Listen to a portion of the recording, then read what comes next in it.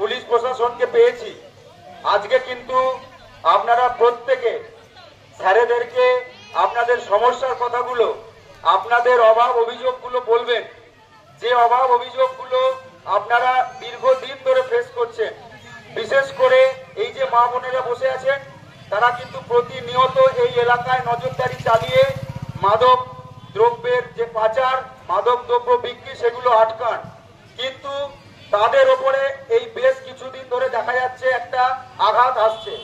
অনেকেই তাদের গায়ে হাত দিচ্ছে। কি মা বোনেরা সত্যি বলছি তো এই যে তাদের গায়ে হাত উঠছে, তার মানে যারা এই কুকাজ করছে তারা কিন্তু সাহস পেয়ে যাচ্ছে।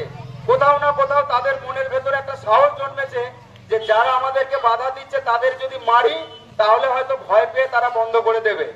আজকে পুলিশ প্রশাসন আমাদের কাছে আছেন, যারা সব সময় আমাদেরকে সহযোগিতার হাত বাড়িয়ে দেন। আজকে তারা এই এলাকায় বার্তা দিয়ে যাক যে এরপর যদি এই গায়ে হাত তোলার মতো ঘটনা ঘটে তাহলে কিন্তু আরো কড়া ভাবে পদক্ষেপ নিয়ে এই বিষয়গুলোকে দেখতে হবে। না হলে কিন্তু এরা মার খেতে খেতে একটা সময় মানে এই ভয়ে এবং সংকোচে তারা কিন্তু আর বাড়ির বাইরে বেরোবে না। এবং এই যে মার খেতে খেতে আজকে তাদের দেয়ালে পিঠ থেকে গেছে, এই যে তারা সংসারে ডোমেস্টিক ভায়োলেন্সের শিকার হতে হতে আজকে তাদের চোখের জল শুকিয়ে গেছে, আজকে তারা কিন্তু ঘুরে দাঁড়ানোর চেষ্টা করছে। তারা আবার নতুন করে এই যে ছোট ছোট মেয়েরা আজকে এখানে একত্রিত হয়েছে, অনেক নতুন নতুন বউ দিদিরা তারা আজকে একত্রিত হয়েছে।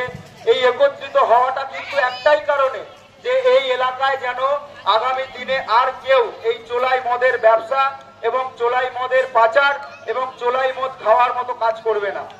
এই প্রতিজ্ঞা আমাদের প্রত্যেককে নিতে হবে এবং আগামী দিনে আমরা যাতে এই প্রশাসনের সহযোগিতা পেয়ে এবং এই এলাকার মা বোনেদের এই সক্রিয়তাকে কাজে লাগিয়ে জন্যই আজকে আমাদের এই সভা।